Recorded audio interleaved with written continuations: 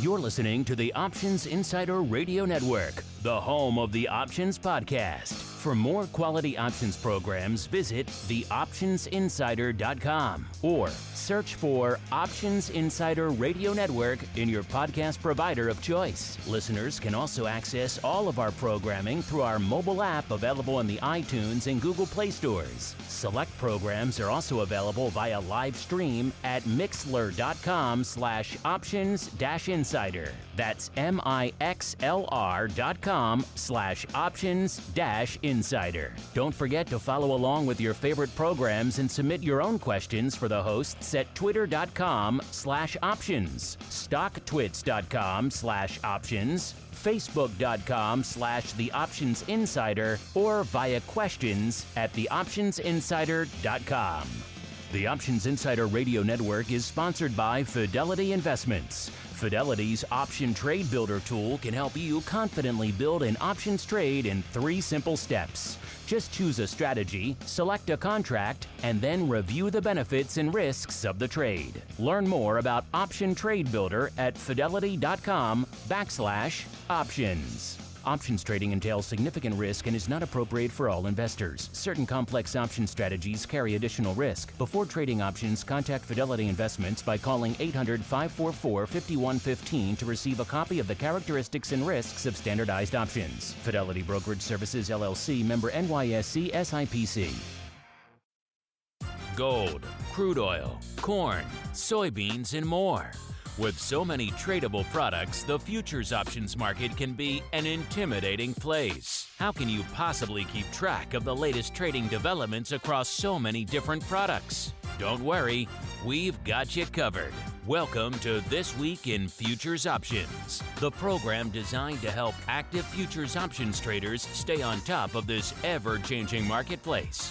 Each week, we'll break down the top trades, hot products, volatility explosions, and much more. This Week in Futures Options streams live every Friday at 1:30 p.m. Central, so be sure to check out our live stream via the Mixlr app. That's MIXLR.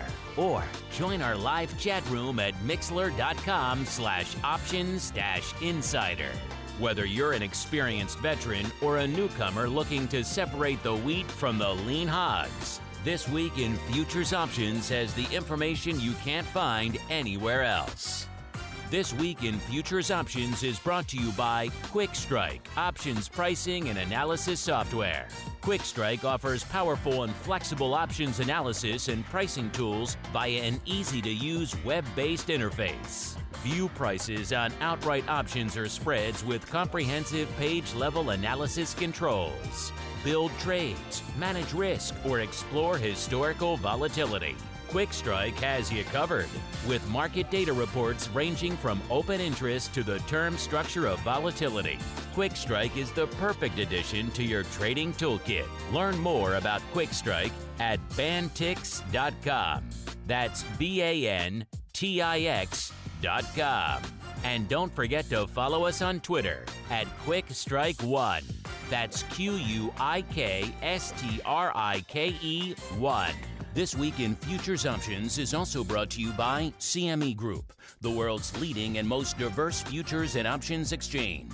CME Group's markets help individuals and businesses around the world manage risks and seize opportunities. CME Group offers the deepest and most liquid options on futures across all asset classes, including interest rates, equity indexes, foreign exchange, energy, agriculture, and metals. For more information and educational resources about futures options at CME Group, visit cmegroup.com/options. This Week in Futures Options is also brought to you by FTSE Russell, a leading global provider of benchmarks, analytics, and data solutions. Investors in the U.S. and around the world are using FTSE Russell indexes to benchmark their investment performance and create investment funds, ETFs, structured products, and index-based derivatives. Many Options Insider Radio Network listeners will be familiar with the Russell 2000 Index. Russell 2000 futures and options are currently trading on the Chicago Board Options Exchange and CME Group. For more information, please visit ftserussell.com, cboe.com, and cmegroup.com.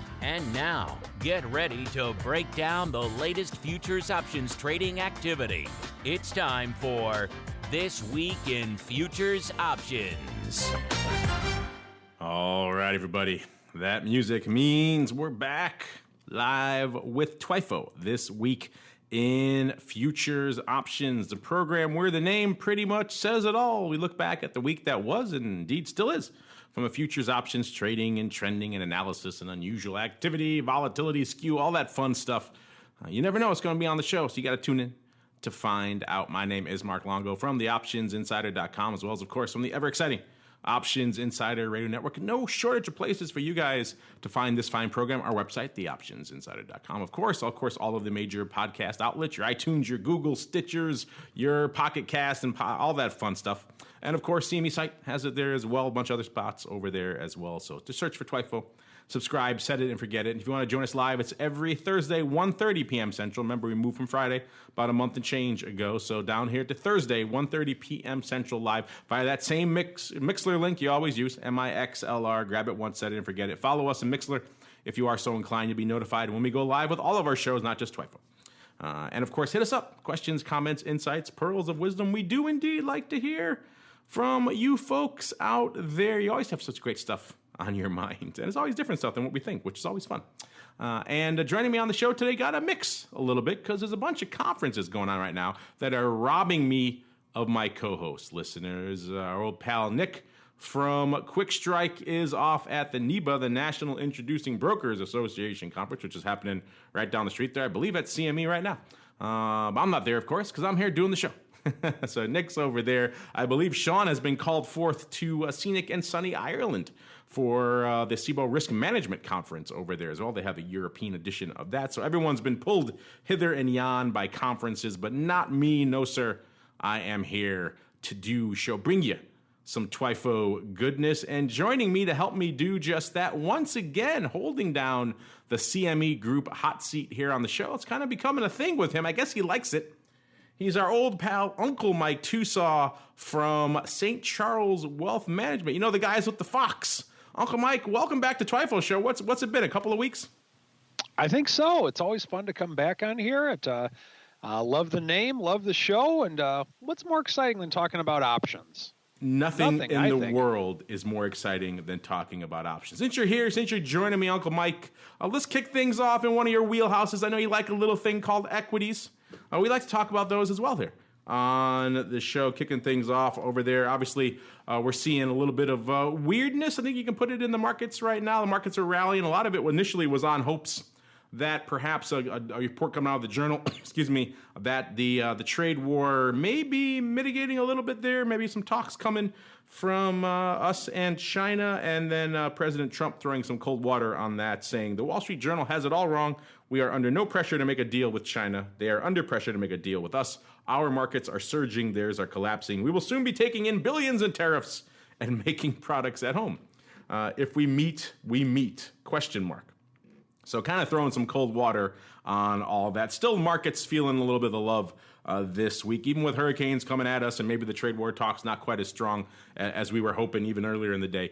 So market giveth and the market taketh away. Right now, looking over here out there in S&P land right around 29.05 or so, about 30 handles up here, coming in on the week here. So let's start there, Uncle Mike. I know you like to watch a little bit of S&P action. It could be E-mini options, could be SPY, whatever your poison is, sir. What's catching your eye out there in equity land? Maybe even a little FTSE Russell. I wouldn't hold it against you, sir. Oh, that's nice of you to not hold that against me. But yeah, look at the S&P today. What was interesting about it, you see the high of the day on the E-mini, 2907. It's at 24.25 right now. So we're approaching the final hour of the day, so we might get another little run up, and we might make another challenge at the 2907 mark for the day. So it should be interesting. But what I really thought was kind of unique about in the recent times, and we've talked about on the other shows with SPY, and we'll talk about a little bit on this show, when we hit the bottom, it's not so much in the futures, but in a lot of ways in the cash, Well, it's pretty close in the futures as well. But when we hit our bottom on, I believe it was September 7th, it's very similar to the top that we put in back in January. Now, with futures, the tops and bottoms are going to be a little bit different because of the fact that there's after-hours trading that happens in the futures world that does not happen in the equity world. But with what you could deem as support was resistance as from January 26th until recently. So we broke through that resistance mark that was put in late January. A couple of days, we hit the new all-time highs again. I believe it was August 24th or August 27th, around that area, just depending on what close you want to look at.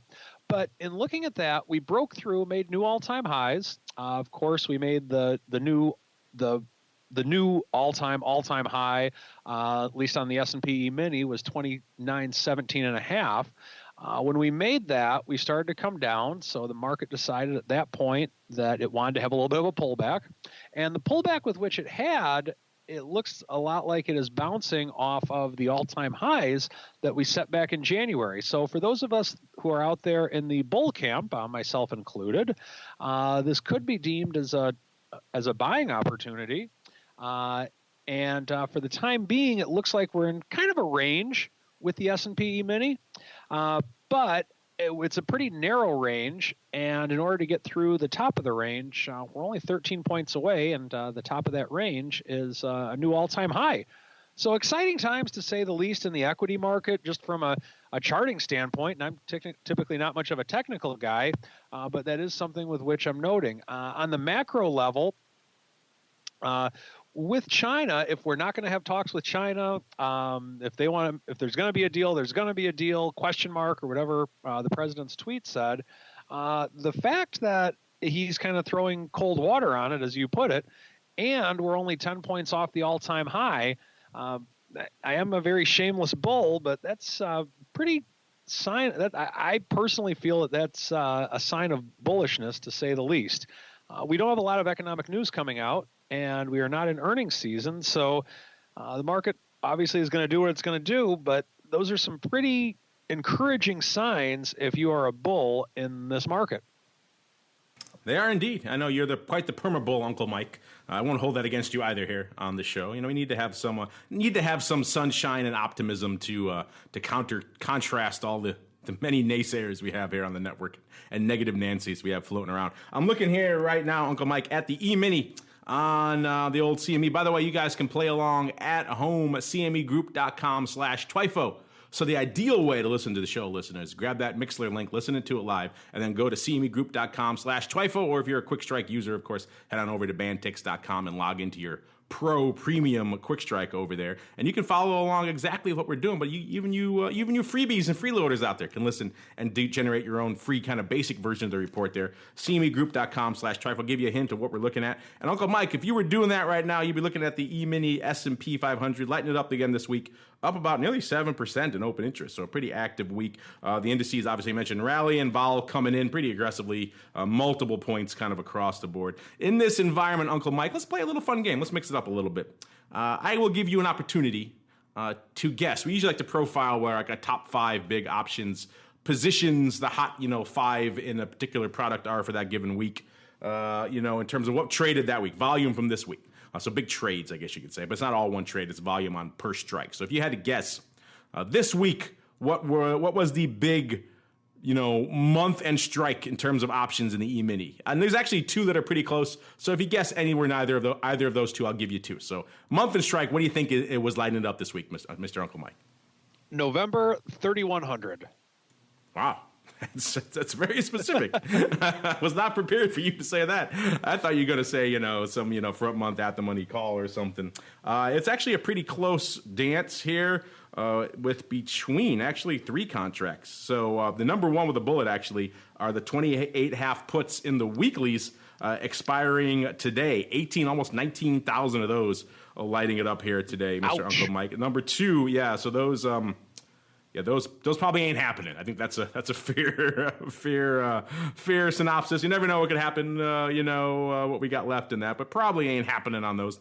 And then we got number 2 here. Close number 2 are the 29 double calls, 29.50 calls in the 2-week out weekly contract here. 29.50, 18,000, about 500 of those going up, and bringing up the rear here for close to the top 3 here are the 29 quarter calls in SEP, Uncle Mike. So a lot of upside and then some very near-term downside. Does that surprise you at all?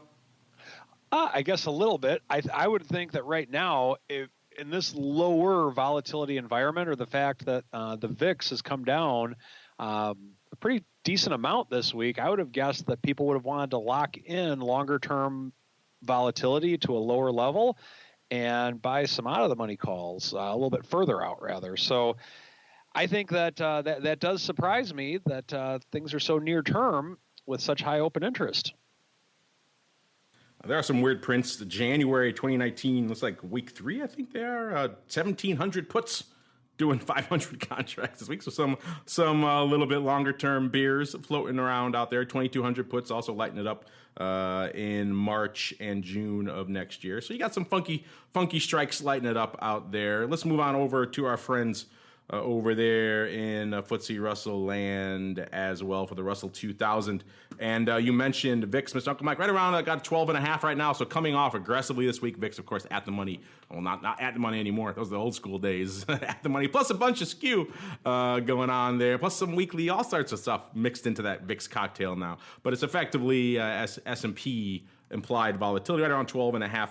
We're seeing the Russell 2000 VIX, aka the RVX, right around 1460 or so, so about a 2.10 handle spread there. So a little bit wider than it has been. Usually it's around on the low end, around 150. Got a little bit lower than that on our last show there. Now it's up on a little bit more in the kind of mid-range. You see it get up a little bit around 3. When it starts getting a little bit wider or a little bit narrower, that's when things start getting a little bit interesting out there in terms of all things Russell, and indeed spreading between Russell and things like the S&P 500. In terms of what was lighting it up out here, the Russell coming in this week right around 1715. Looks like kind of unched coming into this report, which is kind of interesting. And it's the at the money puts, the 1715 puts in the front week going out tomorrow that are dominating it out there. And open interest up strong, about 5% again this week. So interesting stuff out here in the equities land this week, Mr. Uncle Mike. But our listeners, they love themselves some black tar, some Texas tea, Uncle Mike. So let's go out there as well. I know you're a fan of all things commodities. You like to play energy in a variety of ways. You've been known to dabble in your XLEs, maybe even your USOs. What's your preferred go-to methodology for crude these days, Uncle Mike? Still sticking with the XLE for the time being, just because it's more of a longer-term play. But short-term, the CL contract would be tough to beat. Does have a lot of bang for the proverbial buck. Let's see what we got going on out here. WTI. It's been kind of a weird week out here in energy land. We saw EIA coming in yesterday on Wednesday saying crude inventories dropped by 5.3 million barrels. The week before, that was a larger than expected drop in stocks here. So we saw WTI getting a little bit of a boost off that. Got up to about 71, but it couldn't hold it. Coming back down on the other side. Then, of course, we have earlier today, a lot of acronym soup out here. The IEA coming out and saying that despite tightening witnessed in the oil market recently, the global economic risks could outweigh demand next year. So they're saying as we move into 2019, the possible risk to the forecast lies in currency depreciation, raising the cost of imported energy, and escalation from trade disputes. I mean, a lot of people are echoing concerns right now over the broad energy market, probably weighing on things a bit. We have the Russian energy minister calling the energy market fragile, a warning on the impact of U.S. sanctions against Iran. A lot of uncertainty how countries that buy about 2 million barrels a day of Iranian oil, how they're going to act going forward. So he was concerned about that. OPEC also cutting its forecast for oil demand growth in 2019. And that reports, again, citing the rising challenges in some emerging and developing countries out there. Also, a lot of factors pointing on weakening global demand for crude, which is not exactly usually a bullish factor. Net, though, on the week here, and again, looking at the TWIFO report, if you're following along here, listeners, we're still up about a handle, right around 68.5 right now out here in WTI. All this kind of will they, won't they, back and forth, it's been vacillating a little bit. So that's a little bit, that translates to volatility. That's exactly what we're seeing here out here in WTI with all up pretty strong here, about 2 points out there in some of these weekly contracts, getting out to the monthlies. You're up about 1.5 vol-wise. So things looking pretty robust out here in terms of OI. Pretty strong week as well, up about 4.5% out there in WTI, with not quite half, about 40% of this week's action coming out here in the OC monthly contract. Uncle Mike, let's play that game again because it's kind of fun. We'll do it again. If you had to guess right now, WTI, we're looking at our top 5 positions. I'm assuming you're a man of honor and integrity, so you're not cheating.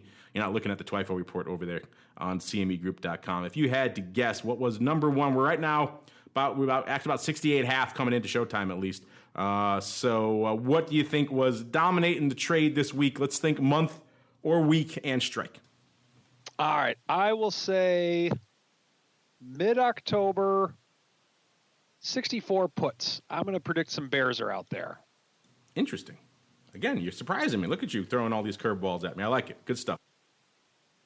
Now let's see what we actually had here. Number 1 with a bullet was October. You were correct there, sir. So well done. It was actually the upside, though. It was the 72 calls, I should say. 22,000 of those on the tape. About 9,000 hitting the tape on Tuesday. That was the big day. 6,800 on Wednesday. 4,000 today. About 2,500 on Monday. Net slightly closing on the week. About 600 closing. So a lot of back and forth on the 72 strike. Remember, we were kind of pushing, threatening that level earlier in the week. So maybe a lot of people piling in thinking, can we break through it? That'll be a good test. Turns out not so much the case. 70 calls coming in. Number 2 here, hot and heavy, 21, almost 22,000 there as well. Almost 8,000 going up today. So today, the big day. 6,600 on Tuesday. The rest kind of scattered throughout the week. Net about 1,600 closing, but again, a lot of action going up today, so we don't have those numbers. Then here we go, Uncle Mike. This is a little bit closer to what you were predicting. Number 3 in our top 5 for crude this week. The 67 puts in October. So you weren't too far off. You got 3 handles. I don't see 64s on the list, but 65 puts were here. 67 puts doing about 17,000 contracts. Again, today being the big day, 8,000. The rest kind of scattered throughout the week. So almost half the paper going up today. Open interest kind of unched, but again, half the paper going up today. So take that number with a grain of salt. Then we have the 60. Actually, you know what? I'm gonna dive back out here a little bit too. I missed one, and actually, you were a little bit closer than I thought. This is what I get when I look at the full panoply of months and strikes. It's a lot of data. Uncle Mike. Nick always likes to look at a much more smaller size. I look at everything. Sometimes it gives you a better view of everything, but sometimes it's a lot of data to take in at first glance. And if I had noticed this initially, Uncle Mike, this actually would be our number 1. This would pump us to number 1. So maybe you were a little bit closer than I give you credit for. You were off on the month. You said October, and it was November, and it was 65 puts. 23,000 of those. So you were close on strike. You were close on direction with puts. You're just off by a month. So I'll give you that one. I'll give you like an 80%. You were in like maybe the 8 ring on the bullseye. I'll give you that one. It's not bad for kind of out of the blue. And I missed it, so I get a demerit there as well. 15,000 of those bad boys going up on Wednesday. That was the big dance. 6,000 today, about 12,000 opening. So a lot of opening bearish near-term positioning here, Uncle Mike, in WTI. Interesting stuff. Let's do a quick scan here as we want to do for some funky paper. Some funky puts. 38 puts. Look at that going up out here in June 2019. About 5,500 of those going up. 2,000 on Monday, 2,300 on Tuesday, 1,100 on Wednesday. All of that pretty much closing. So about half of that closing. So interesting. Not all closing. That's kind of weird. So some closing paper. Maybe, I guess someone, Uncle Mike, you were talking puts, but I guess that was a bridge too far for someone coming in and deciding that next year, 38 puts here in June was a little bit too pessimistic. So closing out some of that paper. Double puts getting pretty active in D's 2019, 1,800 going up there. So there were some funky puts up here. Interesting stuff here, Mr. Uncle Mike. How many of your clients are calling you up these days asking you about energy and crude just in general? Not so much. right now, the big talk in the retail world right now is equities. So a lot of clients are in the S&P and sticking in the equity world at this point, I would say. For the energy that exists, I often tell people that we are all naturally oil bears because of the fact that we use cars that take gas. And so because of that, I think a smart man must have given you that fact, because I mentioned that to you one day. It's a very, very smart, and some might say dashingly handsome man may have mentioned that to you once. Yeah, but he's not too popular in one town that I know. Yes, but that's another story. True. That is true. I can't go to St. Charles anymore. That is the case. And so the way with which to explain it, and one thing that I've always done is I've wanted to have some type of exposure for clients to energy just for that reason. Doesn't have to be a ton, but it's one where you can kind of do a natural hedge, and it's hard to lose if oil goes down or up. And I like having some exposure to energy just for those reasons. One thing we neglected to mention, I haven't talked about it in a while, but it's kind of been interesting, is watching this dance of the WTI Brent spread, as well, of course, a lot of that playing out with the global macro concerns for Brent versus what's going on with the domestic supply and demand situation here for WTI. And it widened out quite a bit earlier this week. Got up to about nearly $10 a barrel. That's pretty wide if you follow that spread. Not now. Right now it's down back again, down to about 8.3 or so, which is a little more reasonable level. So a lot of people thought, with the trade wars, they might put a near-term cap on this spread, and it's kind of done the opposite. It's exacerbated it several times here. Now, of course, a lot of this coming from the weight of exports from the U.S. in terms of crude, looking nice, looking kind of cheap as this spread widens out to some other Asian countries. Obviously not China, but, your Japans, your South Korea. They want to buy some crude. They can't maybe get as much from Iran right now, so they need to switch. Here comes U.S. crude, a nice 10-handle difference or close to it, so that can make them a little bit attractive. That, of course, is going to get hopefully U.S. producers cranking even more. So it's going to be interesting. Of course, Brexit also weighing on this as well. So a lot of things factoring in that spread. We haven't brought the spread in a while, and right about 8.3, but it had got a little bit wider earlier this week, which is always something interesting. I'll have to get some guys out here maybe tread that spread a little actively to kind of chat with them, pick their brains about what's going on with that spread. It's fascinating stuff to watch. Probably can do a whole show on that, but we got to keep rolling. Uncle Mike, we're rolling into some other territory that I know you like to play in as well. Someone told me once that your favorite cover band in all the world was, shall we say, a little person cover band called the Mini Metals, because you love metals so much. Is that correct, sir? The Mini Metals. Wow, I haven't heard about them in a while. That's a callback. This will be exciting. Somewhere right now, the Greasy Meatball is smiling and his ears are burning. But you're a metals guy, so let's start in your neck of the woods. You like to do things with that anti-werewolf medicine known as silver. What's up with your 2-year? Now it's about a year and a half or so, I guess, collar position out there in silver, or do you keep rolling it to keep it at 2 years? No, it's coming pretty close here this December. So with that one, what I thought would be a very exciting rolling position, it's become very boring. Has it been almost 2 years since you put that on? That can't be possible. This January it will be. That does not seem possible. I just forgot it because it so immediately became nothing. I was so excited you'd have something to talk about, and then it just immediately did nothing. Wow, 2 years. That's kind of, or a year and a half at least. That's kind of sad. It's kind of scary. It really is when you think about it. And so, just looking at the December future contract for silver, we've been in a decline over the course of the last 3 months. And so one thing that I will share a bullish sign for silver is that I'm starting to get clients calling me saying they may want to get out. So typically when the retail world wants to get out of something, then a lot of times that's the time to get in. But who knows with that and what it'll do, that type of thing. But with it right now, I think just the commodity itself, I think it's a buying opportunity. I really don't see silver getting too much lower, but I felt it was a buying opportunity, $2 higher. I do think silver is something that needs to be held for a longer period of time. So I don't think it's a very good short-term trading instrument personally. You can still use futures with it and continue to roll futures contracts and buy further out options, whatever the case may be. But I think it is smart to hedge it in some way, shape, or form. The reverse skew hedge that exists within the commodity world, it's hard to argue with that when trading silver, and it's very prevalent in silver options. So you're not too overly concerned about, shall we say, the recent drawdowns? I'm very concerned, but thank God I got it hedged. So from that standpoint, I'm not concerned. Yeah, if only he had a collar on or something, then and a collar that's actually coming closer than I thought, so a little bit more gamma. I was still thinking it was like, a year and a half out, so it wasn't really doing much for you. But yeah, it's getting pretty close. So yeah, it's going to be moving a little bit more, which is always interesting. Yeah, we saw the prices, I think it was on Tuesday, it hit 14.05 in silver. That was the lowest since January of 2016. So perhaps an inauspicious level there for all of you metals bulls out there. If only you had listened to Uncle Mike and maybe collared some of it, then perhaps things would be a little bit different out here.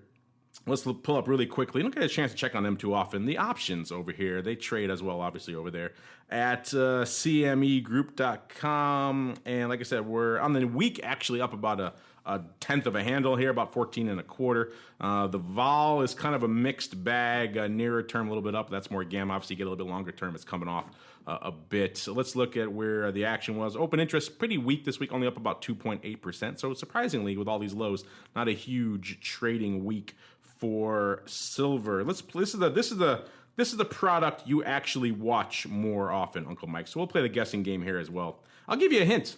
The number one month and strike and side is interesting, and perhaps not one I would have expected. Ooh. Let's go ahead, sir. What's your guess? I will say January, and this is based on just years of experience of playing this game on both this as well as the option block. In the commodities, you see some type of weird things with this, especially in the metals. You see some weird things like this. So I'm going to go with January 2020, 17 half calls. Interesting. No paper in the 2020s, but Dees 2019. So you're not too far off. I'll give you that. Dees 2019. I said we're at 14 and a quarter now. Someone's lighting up to 28 calls, Uncle Mike. Okay. So pretty much double where we are right now. 3,700 of those bad boys. If you know silver, that's actually the biggest. That's by far the biggest trade of the week. So silver doesn't light it up all the time.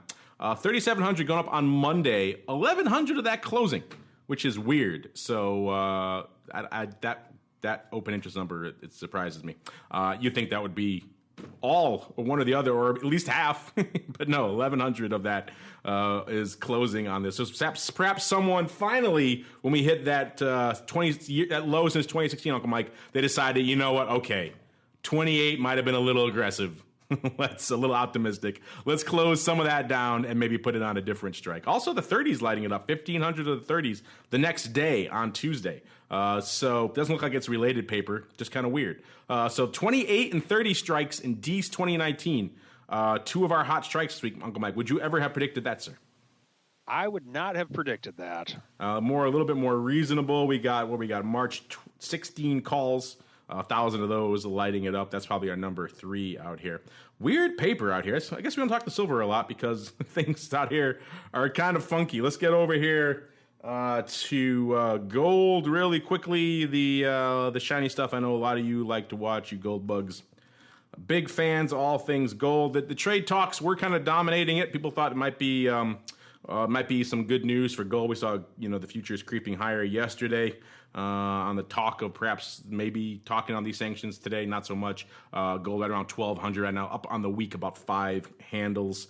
So a lot of things out there playing, and there also the dollar potential of the Fed hikes kicking off there as well. Let's league here, number 1, gold. Exit gold vol again coming in a little bit. It had got a little bit bid up, which is saying a lot for gold vols. If you watch it, it's kind of been anemic for quite some time. So getting a little bit of juice, it can never maintain it, and that's the case again this week, coming off again on most of the months out here. In terms of what was lighting it up, number 1 with the bullet, let's see out here. I'll spare Uncle Mike from having to guess. Let's go straight up. Oh, this is actually, good thing I spared you.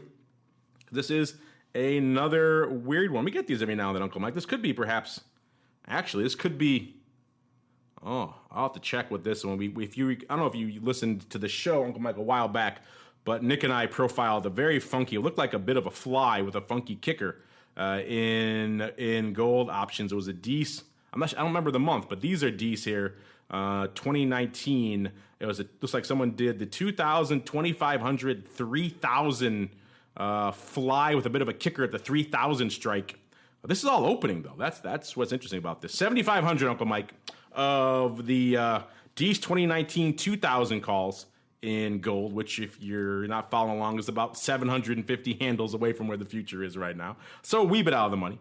And then 7,500 also of the 2,500 calls, so even more out of the money. And then to kick it all off, they did 2x, 15,000 of 3,000 calls. This is reminiscent of another fly with a kicker we saw earlier. I need to go back and find, earlier in the year, I need to go back and find those strikes. But this is far and away our big trade of the week. Someone playing in, looks like a size upside fly, Uncle Mike, with a 2x kicker on the 3,000 strike in gold in Dees 2019. How does that one fit within your precious metals parameters? I don't think it's a trade that I would be making, but a lot of times when people are bullish on gold, they're bullish on gold. I've been on this show before when we've talked about this, and just even on the option block, you see a lot of paper pretty far out. And so people that are very bullish on gold, very bullish on Apple, the stock, and probably those two, and for a little bit last year, Bitcoin, but that's another story. But people that are bullish on those things are typically really, really, really, really, really bullish. And it's difficult to argue with their bullishness because they're very much, they're very bullish.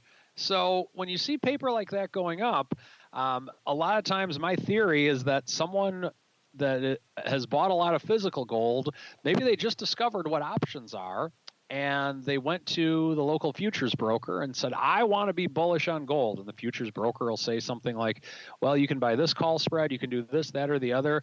Gold's going up threefold in the next year. What can I do? Well, you can put a little bit of money on these out-of-the-money calls, but nope, I'm not putting a little bit of money. I want all my money in these out-of-the-money call things you tell me about. And that's my theory on how a lot of those trades become such high hope and interest. And while you were talking there, Uncle Mike, I managed to track down the other trade I was talking about. I thought it was earlier this year. It was actually late last year. It was from October 9th of 2017. It was episode 72 of Twifo, for those of you long-eared listeners out there. And it was a very similar setup. So similar time of year, similar trade. It was the Dees 2018. It was the 2,000, 2,600 vertical going up 7,500 times with 15,000. So same numbers of the 3,000 calls going up on there. So there was a little bit different strikes. Here we have it was 2,000, 2,500 versus the 3,000. So maybe he was dialing back his vertical a little bit by 100 handles. He did that last year, 7,500 by 15,000 times. That trade, I'll have to go look and dig into the OI a little bit, but I'm going to assume, I haven't seen that one come off. So I'm going to assume that one is still open. And maybe he decided, well, I was off by at least a year because we're not seeing gold on those levels. So, yeah, it looks like I remember at the time, Uncle Mike, we were speculating that this could be one of these crazy, doomsday prepper guys. Because what would it take to propel gold roughly 2.5x from where it is right now? It would have to be some sort of not quite apocalyptic event, but maybe pretty rough. I'd imagine things not be looking good for the broad markets. So this probably is someone out here who's either just superest of gold bugs, which could be, or perhaps they have other things afoot here. I don't know. What would a scenario be, Uncle Mike, where you would entertain? Let's just say it's a simple vertical with then on top of that a 2x call kicker at the 3,000 strike. So let's talk you primarily a 2,000, 2,500 vertical.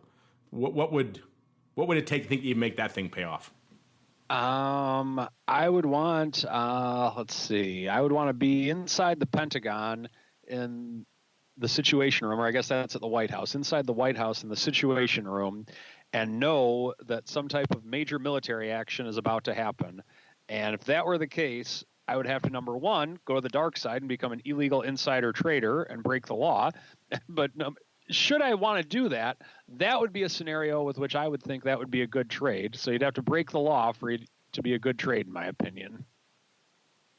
Yeah, this is a fun one. This is our old friend here, like coming back to play again. So he didn't learn his lesson, or perhaps he's got more capital to burn. The Earth hasn't melted away yet. Either way, this is another one I want to dig into. Maybe have a chance to look at some of the block reports. Maybe for next show, we can have an in-depth one. This one popping off on Wednesday, listeners. So just going up yesterday. I didn't have a chance to really sink my teeth into that one. Also worth knowing, 3,100 of the 2,100s going up in gold out there. So that would make the ratio even weirder if that was indeed the case. So a vertical with the 2,100s as well. Yeah, this is a fun one. I want to dig into this one a little bit more. I think we'll be talking about this one again. Remember last year, Nick and I were both somewhat speechless when we saw this first trade go up, and here it is back again. Who knew our friend was back for more out here in all things gold. Since we're talking metals, let's talk really quickly. Usually talk precious stuff, but the industrial stuff also making some headlines this week. In particular, copper. People debating what was going up. Someone giving up the ghost, maybe a fat finger, who knew? But size copper trade going up earlier this week. With 121 million pounds trading in just over 3 minutes, 300 million worth of copper, 3 minutes earlier this week, 16 times the 100-day average for that time of day. And then a spike that was obviously exacerbated by all the trade wars talk going on. It's not been a good time for copper if you've been following the news. It's had its biggest monthly drop in 2 years in August. And it extended those sell-offs last week. Again, the escalating trade war. China, the biggest consumer of copper, at least from a raw demand. So if they're dialing that back, that's going to hurt copper. And so maybe someone finally decided that those levels in copper, enough was enough. Copper right now, 11.91. Actually up slightly on the week, couple of cents there, but not too much. So maybe that was the pain point, and someone deciding, I'm giving up the ghost, and we're going to crush it down as we get out. All of that in the span of just a few minutes. So, yeah, if you're talking about since their highs, their 4-year highs were in June. Copper is off 21% from that level. If you think back to what happens between June and now, oh, yeah, trade war. So that's been really just crushing it. China, I should say, accounting for actually half of the world's copper demand. So fascinating stuff out there as well. Let's move on to Uncle Mike. I know you're not a huge crypto man, Uncle Mike, but I just came off of an interesting event with the FIA folks talking all things crypto out there. FIA, of course, is the Futures Industry Association. They put on the big expo here every year, and the Boca event. And everyone's talking just kind of about what's going on in the future of crypto. Got a chance to listen to some CME people talk about what their plans were, and some others. It does seem like the exchanges, I remember if you listened to our panel we had a few weeks back at the Voice of Blockchain conference, listeners, I asked CME that question, and Julie over there directly what they're thinking for options. That's, of course, the product all of you want, the Bitcoin options. They didn't really have any effective date. But when I pressed her on a little bit, it made it sound like 2018 was not in the cards, which I know saddens a lot of you out there. And their reps yesterday on this other event kind of reiterating that, saying they really don't have a timetable for additional crypto products at the time. So that's even talking other futures like an Ethereum or a Litecoin or a Ripple that I know a lot of you would like to see. None of that, at least for the near future. So fortunately, that hopefully that doesn't dampen your enthusiasm. Despite that, though, enthusiasm was certainly strong today for all things crypto. That's coming on a rumor, I guess, news here. It's more of a rumorish news. Bloomberg, I think, was reporting this, that, the sell-off last week was off Goldman not actually staffing up and launching their crypto desk. Now the rally this week is off Morgan Stanley. Rumors that they're going to build a Bitcoin swap trading product. This is according to sources who cannot be named. They're going to have contracts that will give investors synthetic exposure to the performance of Bitcoin. You'll be able to go long or short using these are price return swaps. And, of course, they'll get paid on the spread. So Morgan perhaps jumping into that fray. A bunch of other banks are looking at it. Citi, JP Morgan, who obviously their CEO very publicly criticized it, but they're also exploring ways to at least help their clients get into it. So they say one thing and they do another behind the scenes. Actually, I think that was Tony's takeaway on our panel a few weeks ago. The institutions are saying one thing in public and they're doing something very else behind the scenes when it comes to crypto. I think this is kind of a demonstration of that fact. All of that leading into Bitcoin ripping and roaring to the upside today, up nearly 200 handles. Looking over here, the CME future at right about 6,500, 6,480 there in the front month, 6,470 out in October. So 2 months. Most of the volume today out in the front month, 2,000 or so going up today. So not quite as much volume perhaps as you might think given a little bit of that move, but still volume pretty strong. You know, it's kind of funny, Uncle Mike, when we started talking about these contracts, about almost a year ago now, that a lot of people thought, one contract was for 5 coins, which at the time the coins were 20,000 each. And one contract was for 1 coin. So it seemed like the 1 coin contract would have the lead in the race, and yet turns out almost a year later, 9 months later, the 5X contract is blowing the doors off everything. It's kind of surprising, is it not? I would think so. The thing that surprises me is that it's still around, quite frankly. I really figured that Bitcoin would go the way of pants on the ground from American Idol a few years back. And I'm surprised it's still around at all. It's granted, it is down 60% from when it started trading back in December, but I guess it's going to die out a little bit later than I thought it would. Well, maybe not so much. I'm just looking at this. This came out of Charles Schwab. A lot of folks putting this out. This crypto futures advisory, courtesy of the NFA. Apparently, the NFA decided the brokers had to provide this to anyone out there who has a futures account that could trade crypto. They say, according to the NFA, virtual currency derivatives trading carries unique and potentially significant risks. So they have a new circular. To understand these risks, please read their futures on virtual currencies, including Bitcoin advisory, investor product. So there you go, Uncle Mike. You're not the only one who's perhaps a little bit concerned people are biting off more than they can chew. NFA forcing brokers to put out maybe an additional amendment or addendum saying, hey, look, more warnings about the potential concerns out here in all things crypto. I can't really begrudge them. Crypto has been an interesting one to watch. A lot of people getting into it probably don't understand exactly what the heck they're getting into out there. So there you go, Uncle Mike. Maybe perhaps the NFA sharing some of your concerns out there about crypto futures. What do you think?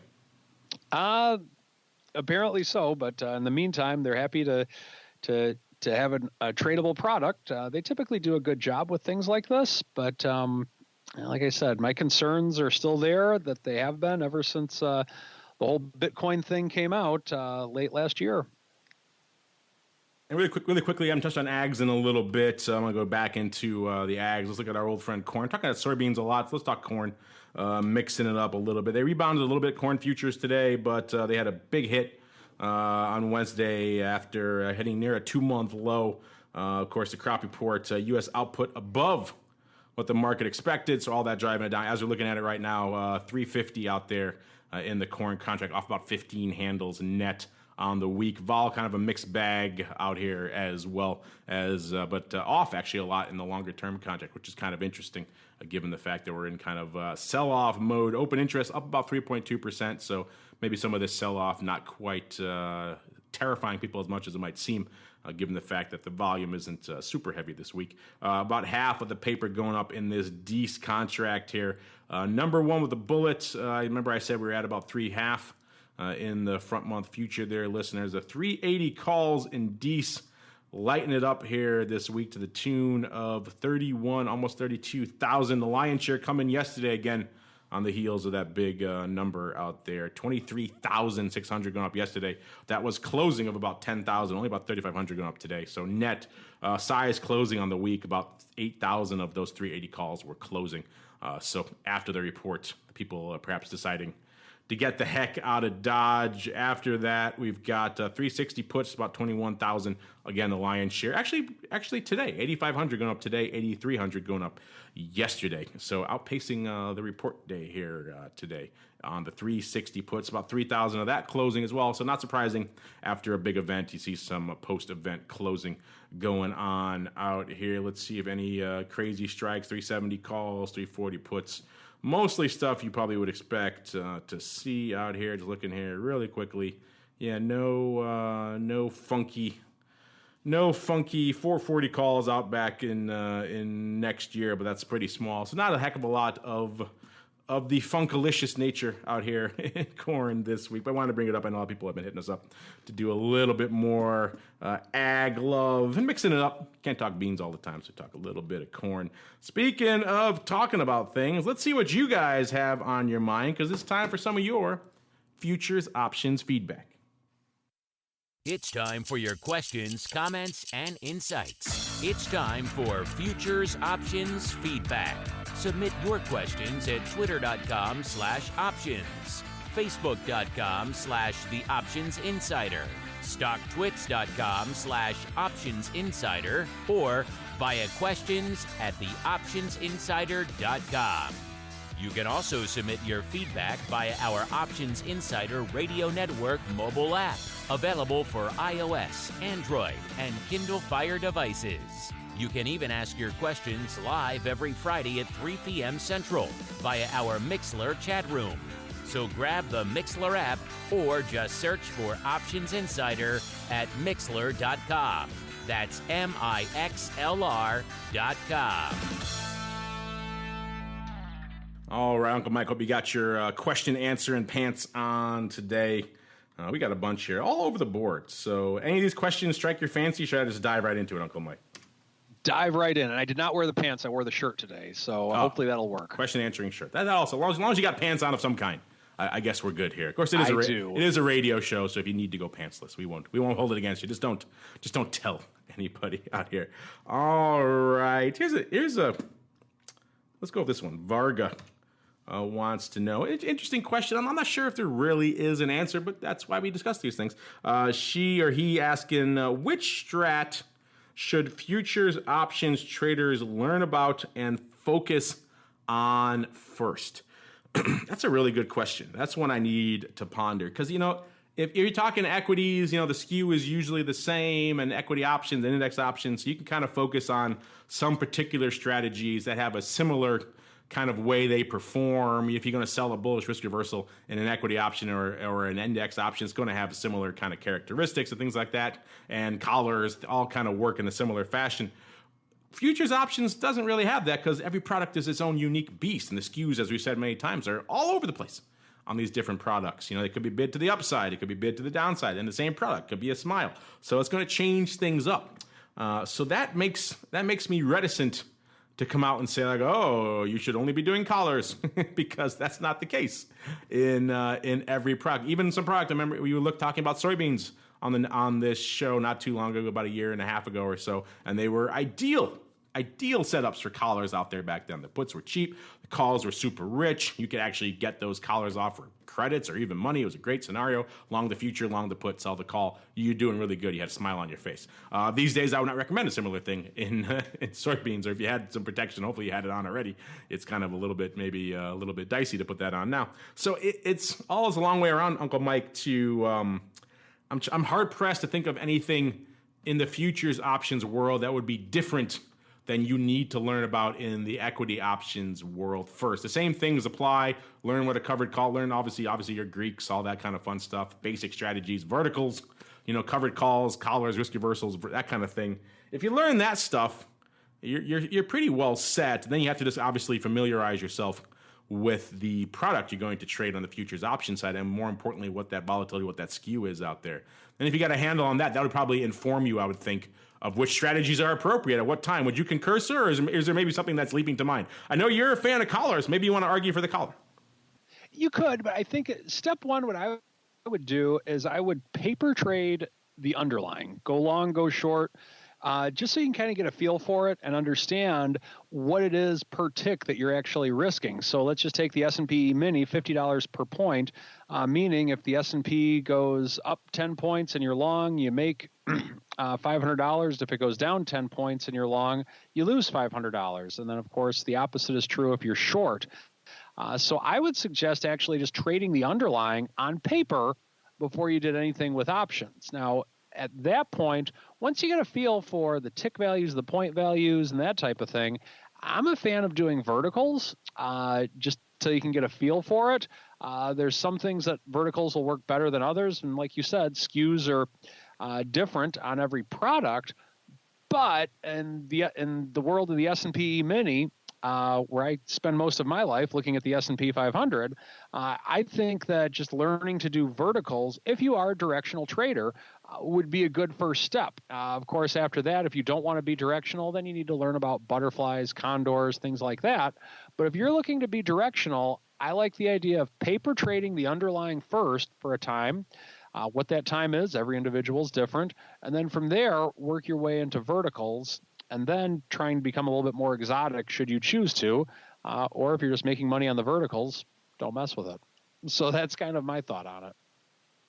Here's a question here from, but you're right. I think that just dovetailing what you're saying there. I think familiarizing yourself with the underlying is the most important step in all of these things. I mean, if you're going to trade options, you're coming from, let's say you're trading Apple options. Now you're going to go trade options on lean hogs, That's such a different world that, totally. Understanding what's going on out there, the liquidity is going to be different, the volatility, the skew, it's all different. So you can understand what a collar is, but it's going to be a different beast in Apple than it is in lean hogs or soybeans or take your pick. So that definitely is round one. And then you kind of pick your bit of strategery to fit what that scenario is, not kind of the other way around. Or you could come in and say, I love collars, and I want to go find the names that would be good. And then quick strike and the quick skew would be a good tool to help you do that. You can find where, puts are cheap, calls are bid up, and maybe the underlying is at a level you don't mind knowing, all that kind of stuff. But in general, I prefer you go the other way. Find products you like and understand and learn them, and then find the strategies that suit them rather than the other way around. All right, got a question here, Uncle Mike, from the BelaRussian. I like the handle. He says, I'm long futures options, and they are in the money. Oh, well, I guess good for you. He goes on to write, if I want to exercise it now as opposed to selling them, I can do that at any time if it is in the money, right? Aren't futures traded in American-style option when one can exercise if it is in the money? I'm guessing futures. English not his first language, but he did a good job. I understand what he was going after here. Good question. Usually in a lot of options products, you have that option, pun intended, to exercise early. We won't get into now of why you may or may not want to do that. Usually it behooves you to sell the contract, because if you exercise it, of course, you give away all that precious extra juice, the cost to carry, vol premium, all that kind of stuff that you can get from selling it rather than exercising it. We won't get into, dividends and all that kind of fun stuff, why you might want to exercise calls early. That's really the only time you want to do it. But looking here, I just did a quick cursory just to make sure I was correct on this, and I am. Yeah, it looks like, the lion's share are European style over there on the CME. I'm trying to find the exceptions that are, because I know there are a couple, but not many. And the handful of American style ones, well, this makes sense. The quarterlies on the S&P 500s. So that's really because that dovetails to some other products, obviously, that are on American style. So they pretty much, if you want to go American style and exercise any time, that's pretty much your only game in town when it comes to futures options trading over there on CME. So short answer is no, you can't exercise anytime. Longer answer, maybe you want to ask yourself why you want to do that rather than selling out the contract itself. That's usually, 9 times out of 10 going to be your better bet. I don't know, Uncle Mike, any thoughts you want to add? European versus American, exercising early, the cost of bread in China, whatever's floating your boat, sir. Not much on the cost of bread in China, but yeah, I think that there's very few times that you actually want to exercise an option. Just selling it makes sense, I would say 99% of the time. All right, Uncle Mike, you did it. You survived. That music made it. Yeah, music means we're done. I made you talk for 2 hours today. How dare I? How crazy? You're getting a little bit of always a joy to do it on the Options Insider Network. You're getting a little bit of a hint. Fans in the world. They are the best. You're right. You're getting a little bit of hint, a little bit of a glimpse into my day, sir. So hopefully it wasn't too overwhelming for you. But you put your talking pants on. You did a good job, Uncle Mike. Since you're here, you get pride of place. If our listeners want to learn more about what you have going on, maybe they want to hit you up talking about some futures options type product or commodities in general. Maybe they want to talk about your silver collar. I know you're playing out there. Where should they go? What should they do? By all means, visit my website, stcharleswealth.com. I am doing a live presentation at my office in St. Charles on the evening of September 18th on protecting what you have. Feel free to sign up for that. You can go to my Facebook page for that. Just look up St. Charles Wealth Management. And for those of you in the Raleigh-Durham area, I keep talking about on the other show, I'll talk about on here. October 10th, the evening, I will be doing a live presentation on the campus of Duke University. We'll have a sign-up link on my website, hopefully by next week. But mark that on your calendars, and we'll be recording the option block live from the Duke campus that afternoon. So we are very excited about it. We are indeed. Uncle Mike making the tours, the rounds of academia, sir. It's going to be big time in us here on the network. So check them out, stcharleswealth.com, the one with the fox. Then you're in the right place. Ask him about silver collars. He'll talk your ear off about it. All right, St. Charles Wealth to learn more. And, of course, our buddy Nick could not be here. He's down the street at NEBA right now. But you're probably looking at his reports right now. Bantix.com is the place you want to go. Or just go to quickstrike.net. Maybe that's easier for you to remember. Quickstrike.net, QUIKSTRIKE.net. And you get access to all these great reports we're talking about here. Go into a lot more. There's a lot more we don't even have time to get into on the show. In depth about the skew, in depth about the changes involved, the big trades. Just so many scans, so many reports. We kind of really just quite literally brush the surface because it's all we have time for in an hour here. But there's a lot more you can sink your teeth into. Quickstrike.net is the place you want to go to do just that. Tell them we sent you. Tell them you learned about it from listening to Twifo. It'll make Nick happy. It'll make us happy, too. It makes everybody happy. And, of course, our friends over there at CME Group, they have great reports here. You have questions like this, like our friend BelaRussian asked, you can find answers to that over there at the CME Institute. It's a great place to go till they talk about their different expiration cycles they have on their products. These other kind of basic questions you have about futures options, they probably have an answer over there. And, of course, our friends Blue and indeed Eric have some great research. A lot of great stuff going over there, CMEGroup.com. While you're at it, CMEGroup.com/Twifo. Check out the reports.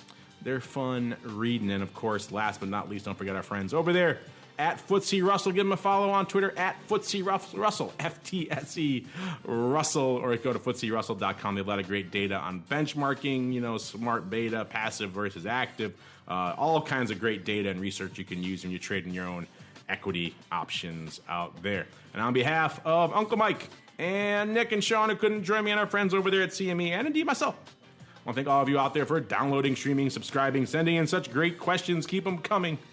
And we'll see you next week for more of This Week in Futures Options.